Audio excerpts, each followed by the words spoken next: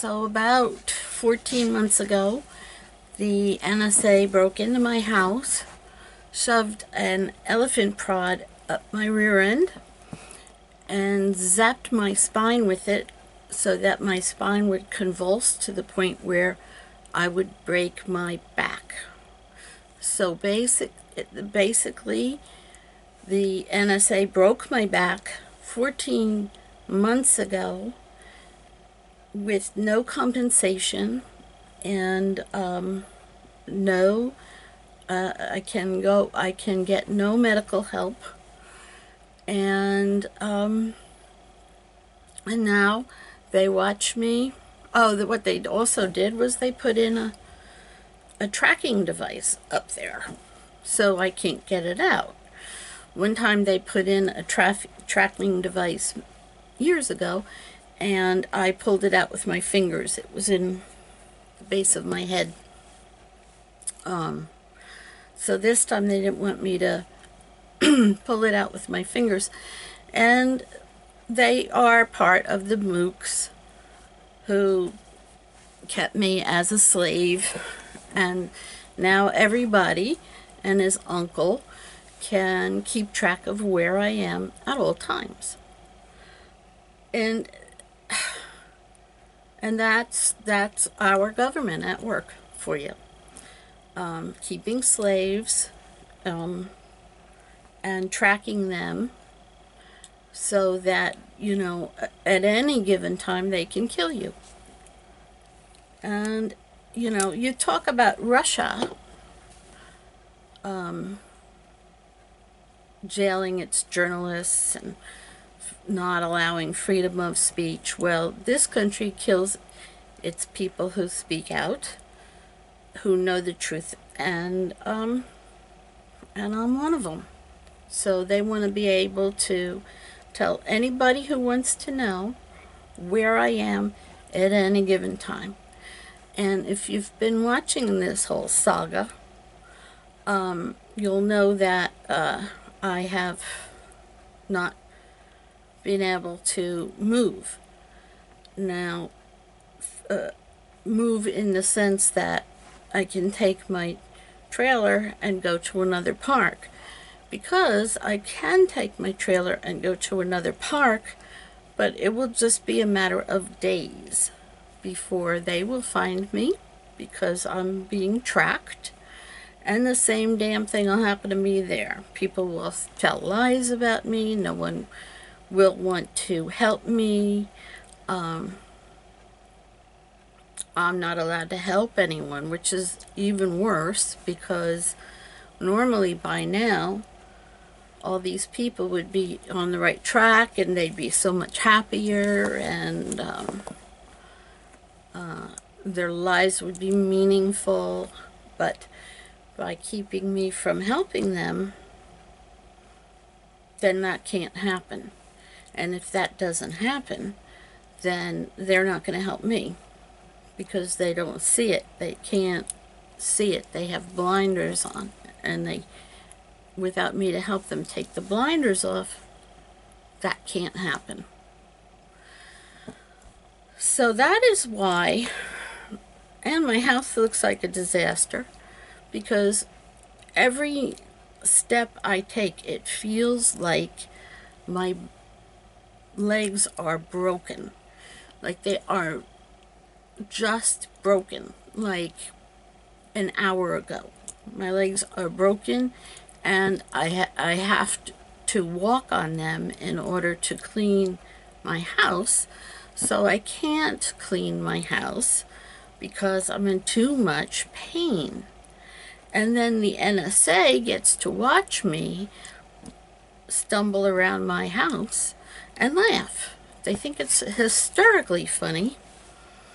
And I guess the only person who would be able to actually help me would be President Obama, but he thinks I'm just a joke. So here I am, unable to do anything physical, and giving the people in the NSA a chuckle. That's what my life has been reduced to.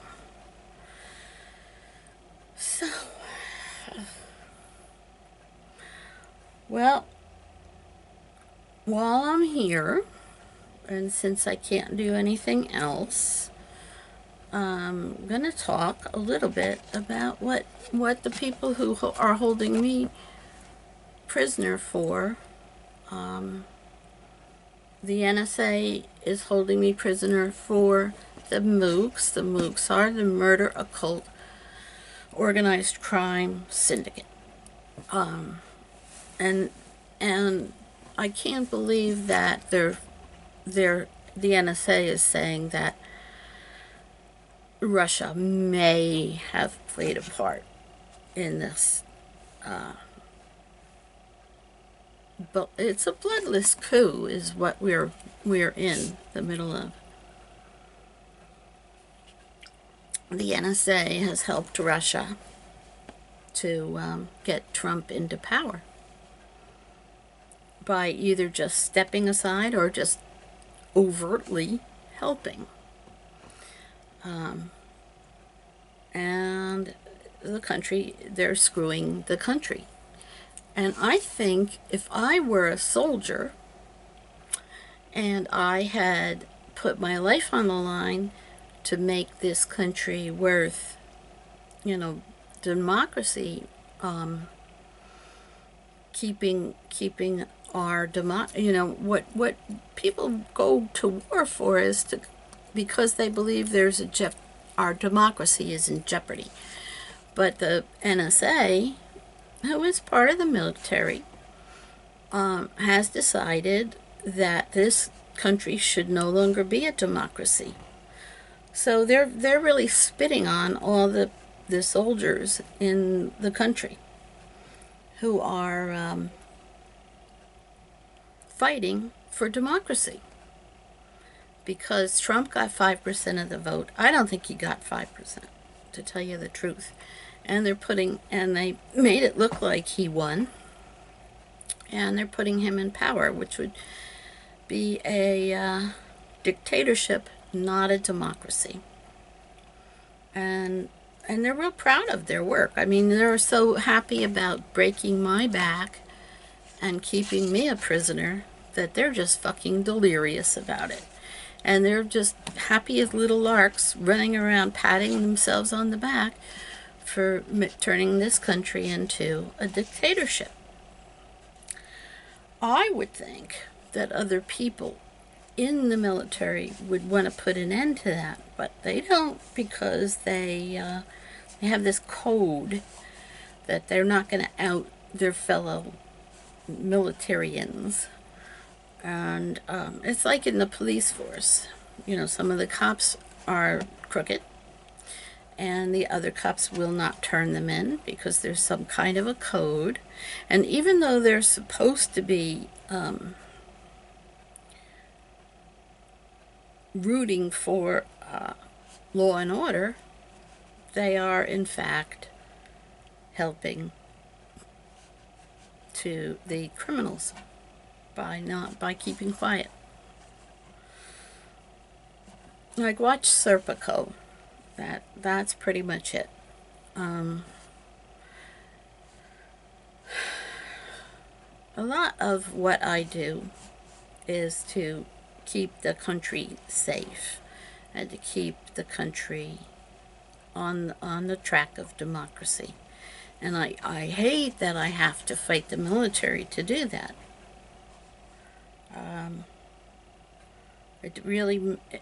I don't understand what they don't understand. And I spend a lot of my time saying things like that. I don't understand what you don't understand. If you're fighting for democracy, wouldn't you want to stop someone who's going to fake an election and get himself in to kill all the everybody in the world who's not white? That's his goal, was to kill everybody who's not white in the world. Because I remember thinking, I even said it, that Randy Newman song, "No one likes us, they don't know why. We may not be perfect, but heaven knows we try. All around, even our old friends put us down. Let's drop the big one and see what happens." It's a good song. But that's what I was thinking of it. And he he didn't know what that was. Trump doesn't. He never went to school, and he was raised by Eva Braun, who was Hitler's girlfriend. He may be Hitler's son. I don't know. Was not born in the United States. His tiny, tiny little hands are because his mother used to bind his hands when she would try to teach him something. Like for instance, that she was a god and was omniscient. If he didn't get that, or if he said something that questioned her, she would bind his hands so tightly that she would break his hands. And then she would leave them bound all night, and he could hardly sleep. And she liked little hands, and so that's why he has tiny little hands. And he doesn't question anything that his mother told him. She told him there were only a few hundred Jews who were killed by the Holocaust, and he asked me how many, and I said 6 million. And he said, "Go, Mom." And and I was number 12 or 13 of the women that he started to date. His mother allowed him to start to date when he was 24 or 23. Until then, she had had him exclusively as her sexual playmate, and they had several little girls that she didn't tell him that she was killing them, but she would tell him that they were dead, and it was okay because women can't do anything, and they could amount to nothing anyway, so might as well save the world the trouble of feeding them and clothing them. So when he dated me, which I have those 3 posts about it, he told me later that she told him that I must have been an usher in the theater. I wrote Hair, the musical Hair, and I wrote the music for it, which is mostly all it is, and I directed it. And the first time he saw me was after he had heard about me, and he went into the theater, and I had to have him asked to leave because it was closed. And he told his mother, and she said, "Well, she must be an usher." And because women don't write plays, and they certainly don't direct them. And then when he took me home and he drugged me and he raped me, he was supposed to get my address from his driver, and luckily I had the foresight to get off before he got me home, and waited for a bus and took the bus from there, so that his driver wouldn't know where I was. But according to him, I would have been killed because I told him that he was raping me. And his mother told him that only women only lie very still while they're having sex, and might as well drug them so that they can't move, because that's the way they have sex. And I was 16 or 15 at the time. But then when I met him again, a couple more times, but the time that I was helping him come up with ideas to run for president, and he only wanted things that were illegal. He didn't want any real advice. He told me about the first 12 dates. I didn't remember him. I mean, I knew who he was by that time, but I didn't remember him. that the first 12 dates that he had, he drugged, his mother made him drug the girls and rape them. And then when they cried rape, then she had him kill them. And he had killed his first 12 dates. His driver told me something like that too, that he was starting to suspect that something was up, because they'd go on a date with the Donald, and a week later they'd be found dead. So his driver had his suspicions, and I think that when I talked to him about being president, he said he had to kill his driver because I told him about what happened, and he wanted to quit, and you can't quit. Donald Trump doesn't. You can't quit. You got to be killed. So so he raped and then killed the first 12 girls who he dated. And then after me, he met Ivana, I think her name was, and he didn't want to drug her and kill her because he liked her, and he didn't want to have to do that to her. And so his mother said, okay, he can have sex and not kill her. And so he didn't. And she said she wouldn't. Evidently, she was watching his every move. He had this apartment that was laced with surveillance videos, and his mother would watch his every move and watch him have sex. And he said that when she stopped watching him have sex and he didn't drug the girls, then they all moved, he said. So his mother, and I looked at him and I said, was wrong. She was wrong, right? Oh, no, you can't say that. She'll have you killed. Now, she'd been dead for a long time. This is how completely delusional he is. And he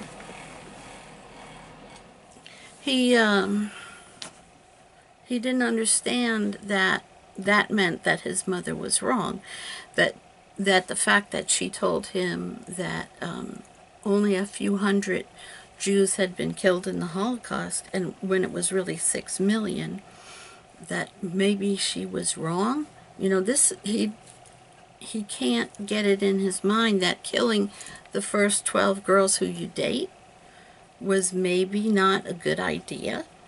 But she said that prepared him to be president of the United States, that he had what it took to kill people, and people he was fond of, and that's what was her test, that he had what it takes to be president of the United States. And he didn't get that that was a bad test, you know. And I mean, like, it's so hard for me to even think of that mindset that you have to date, first of all, have sex with your mother, then have sex with, drug a girl who you've been out with, and then rape her, and then kill her as a progression, as a test to being president of the United States. So he had in his mind, like when I said he would probably run against a woman, he just laughed. He laughed for like 5 minutes, like it was hysterically funny. And I said it would probably be Hillary. And then he went, ooh, Hillary, ooh. No, I hope not. I like Hillary, he said. So, he didn't want to have to. He would have to tear her down, is what he said. And he had his people begin surveillance on her, hacking into her emails, because he said for every person that he has killed, he probably had sent out at least 3 emails you know, requesting that they be killed, and that Hillary would have done the same thing, so her emails must be filled with requests to kill people. It really makes no sense, but that's what his mother taught him, and his mother is omniscient, and so that's what he had to do. And I'm sure he had something to do with, I've written about Benghazi, which is, by the way, an embassy, and in Libya, I think.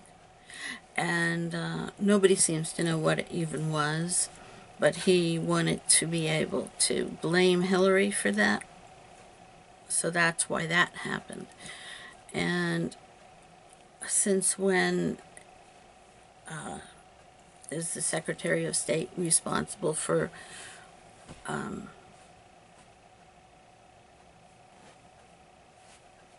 embassies, for I can't think of the word.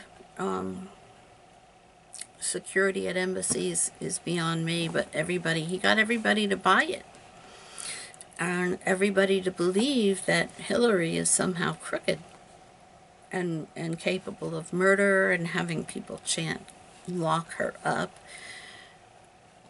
See, for most Americans, for 95% of Americans, that was enough to say, "You're a crazy person. We don't want you as president." And we think we're in a democracy, so we don't vote for him, and thinking that we won't get him as president. But NSA is backing him up, and Russia is backing him up, and he is so corrupt that he got in. And they've opened the door and they've let him in. Partly because I'm pretty sure that I saw Hillary as a shoo-in, as a lock. She had a lock on this thing, and they want to prove that they're more powerful than I am. The moocs want to prove that. So that's why they do that kind of weird stuff. And I don't know why the NSA doesn't want to live in a democracy. Why the NSA is part of the military who fights for democracy, by the way, doesn't want us to live in a democracy. And nobody, you know, and then nobody seems to get that. That is an oxymoron somehow. That is a really, really, really horrible thing for them to do. It's disgusting what they do. Disgusting. So,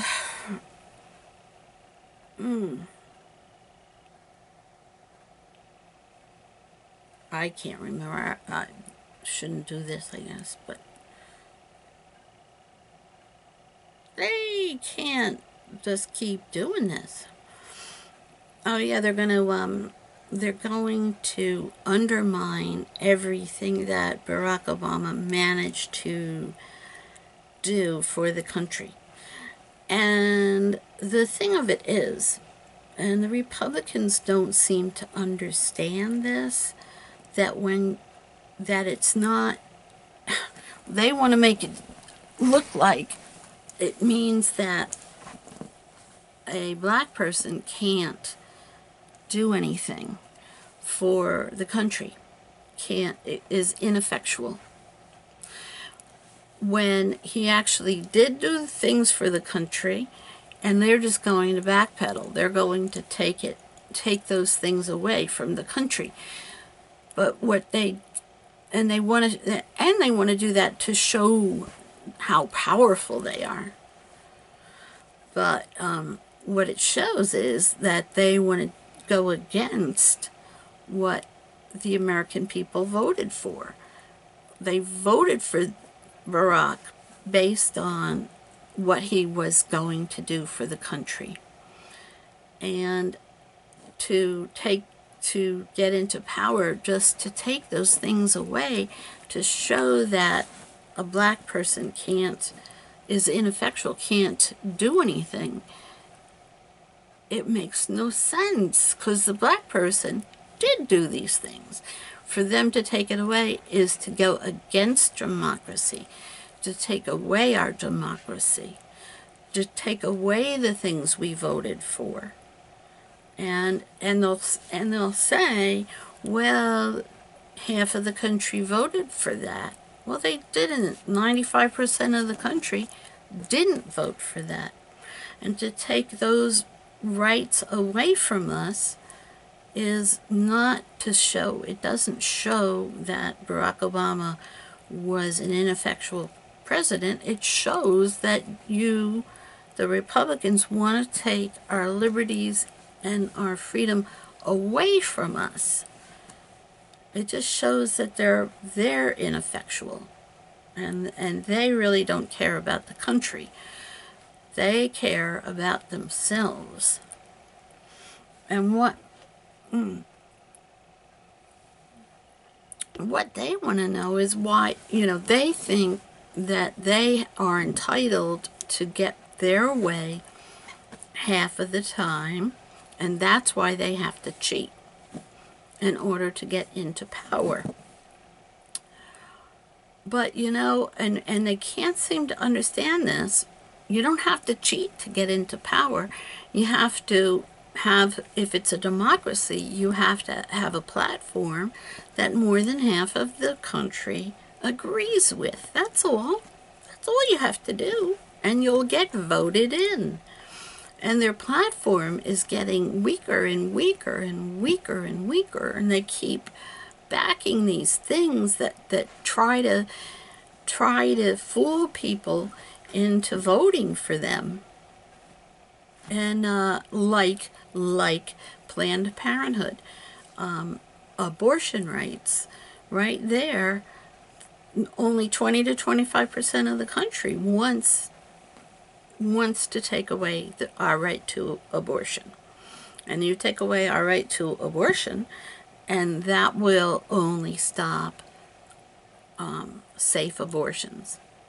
And that's really what they want. They want to take away our rights to safe abortions and bring back abortions that have potentially lethal effects and potentially sterilizing effects for women, because they believe that women are not equal to men, that women are a drain on society, that women can't get anything done. The reason why people wanted Hillary was because look at all she's gotten done in her life. And how does she do it? Because she's backing the right horse. She's backing the righteous horse. She is taking on causes that people care about. That's what democracy is. It's you run on a platform that people are excited about. People want to back you because they believe the same way you believe. And that's how the Democrats always win. I was told that Democrats have won every election in the last 100 years, and people like Mitch McConnell have never won an election. And we think we live in a democracy, and they want to take that. They take it away because they want to show how powerful they are. Well, why don't you try setting up a platform that people can actually believe in? If you back a platform that only 20% of Americans believe in, you're not going to win. You're not going to win. The only way you can win on that is if we have more than a two-party system. You'd have to have, like, I believe in Canada it's 6 parties, and they all have their own platform, and that way if people want to, say, make Donald Trump the richest man in the world, which is really his platform, and to kill all the people darker than he is, then if you have 30%, 20% of the vote, then you will win, because that might be more than anybody else, because those people believe in your platform. But if you have two-party system, you better have a platform that more than 50% of the country believes in. Otherwise, you have to cheat if you're going to win. But when you do that, when you cheat, you have taken away democracy. See? See how that works? Do you see how that works? And if somebody is black and they have made changes to get in after him, to assure that you get in after him by cheating, and then taking those changes away, that you are then working against democracy. Do you understand that? I don't see what Republicans don't see.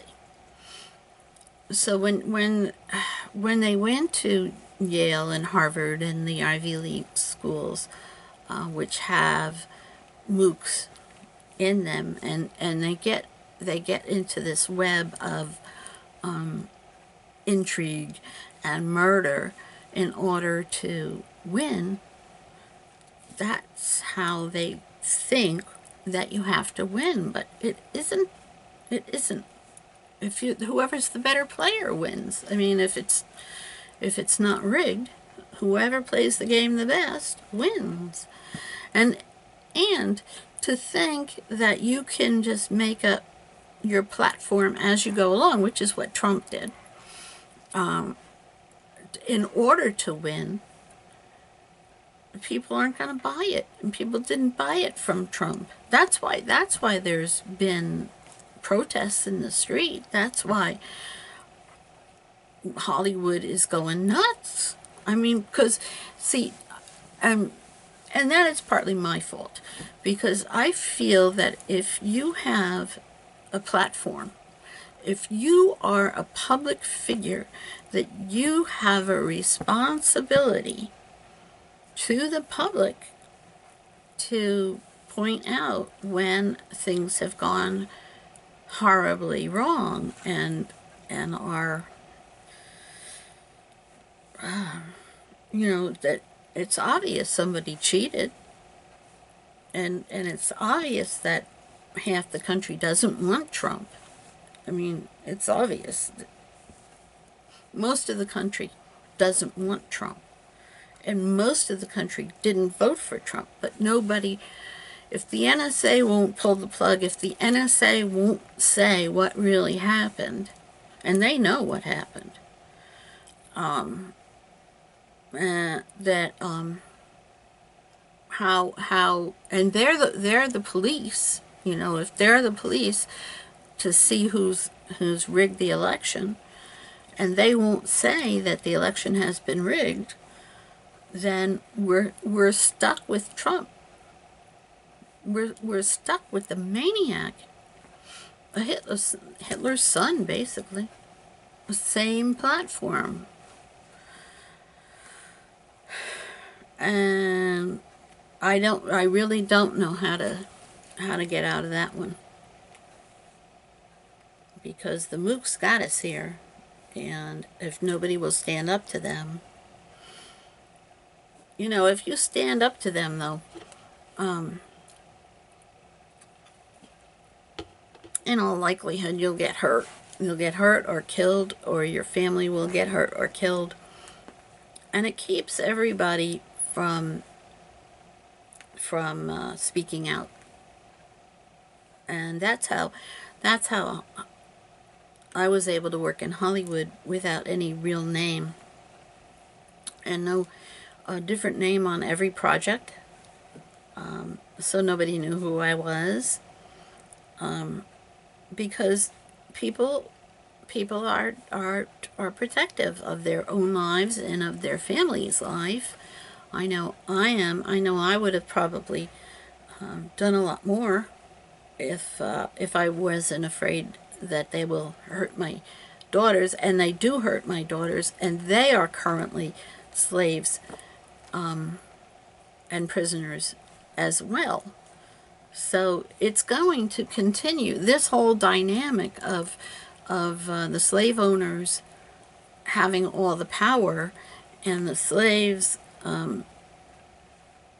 their families' lives are always in danger, then that will just continue, because there's safety in numbers, and there are enough people in Hollywood who know what happened to me and who know what's happening to my daughters. And if, there's such a thing as pre-recording, and you have to do things on your own. You're not going to be able to use your assistants in order to set things up. You're not going to be able to use your chauffeur to drive you around. You're going to have to make up your own mind and get together and work together and pre-record something and then release it and make it viral. I mean, everything that was set up by the moocs, I think we can use it against the moocs. And there are people who own TV stations. There are, well, Clearwater, they're the moocs. They own all the radio stations. But, set up something that is your own, and handle it like it's, gold. Because what the moocs do is they get a hold of people who are your employees, the rich people's employees, and they then have access to that rich person. So I'm going to say, like, as an example,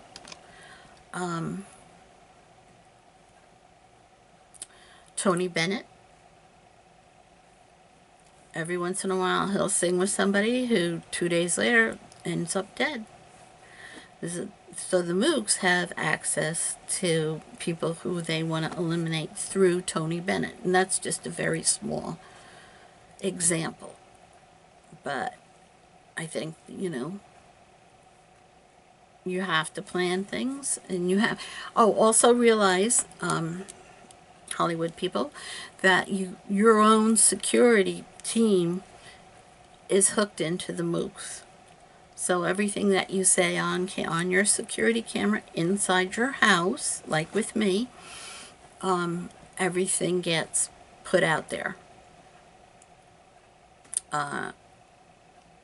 almost instantaneously. So if you are planning something, don't do it in your house. Public places, things like that. And your own equipment, you're going to have to buy your own equipment. Go into a store rather than online, because if you buy things online, they'll put in extra surveillance in the equipment. Like this probably has extra equipment in it. There you go. There you go. Yep. So even your bodyguards can be working against you, and they probably are.